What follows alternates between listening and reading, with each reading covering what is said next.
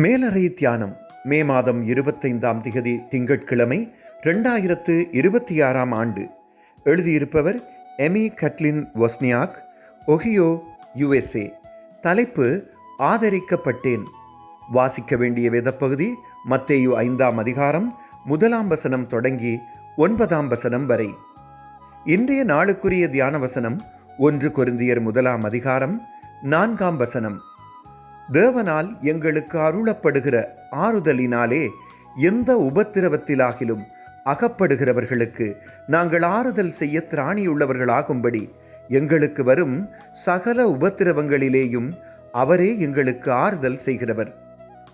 எனது சுவீகார புத்திரன் காலமாகி நீண்ட காலமாகியும் ஞாயிறு ஆராதனை நேரங்களில் எனது கண்ணீரை நிறுத்த முடியவில்லை. ஆலயத்தின் ஜன்னலில் உள்ள நிறக்கண்ணாடியில் இயேசு ஒரு ஆட்டுக்குட்டியை தூக்கிச் செல்ல ஆடு அவரருகில் நடந்து போவது போலவும் இருக்கும் படத்தை பார்த்து நான் தான் அந்த ஆட்டுக்குட்டி என்று நினைப்பேன். அங்கே நாங்கள் புதியவர்களானாலும் எனது நிலையை அறிந்து விளங்கி கொண்டவர்கள் சிலர் இருந்தார்கள். பின்னர் எனது சக விசுவாசிகளை பற்றி அறிந்து கொண்டதும் பலர் தங்களுடைய இழப்புகள், அவற்றிலிருந்து தாங்கள் எப்படி மீண்டெழுந்தார்கள் என்பதையும் என்னுடன் பகிர்ந்து கொண்டார்கள். ஆலய ஜன்னல் படத்தில் இயேசு என்னை தூக்கிச் செல்வதாக நான் நினைத்ததை விளங்கி கொண்டேன். அத்துடன் கூட நடப்பதற்கு விசுவாசிகளையும் ஆயத்தப்படுத்தி வைத்திருக்கிறார் என்பதையும் உணர்ந்தேன். அனுதாபம் காணப்படும் சக விசுவாசிகளின் முகத்தில் தெரிந்த விசுவாசம் எனது விசுவாசத்தை பலப்படுத்தியது.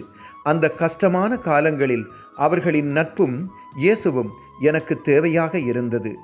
இப்போ இழப்புகளை சந்திப்பவர்களுக்கு எனது கரங்களை நீட்டி ஆதரவு காண்பித்து அவர்கள் விசுவாசத்தில் நிலைத்து நிற்க உதவுகிறேன். ஜெபம். அன்பான இயேசுவே, எமது தேவைகளை அறிந்து எம்மை ஆதரிப்பவர்களை நீங்கள் அனுப்புவதற்காக நன்றி.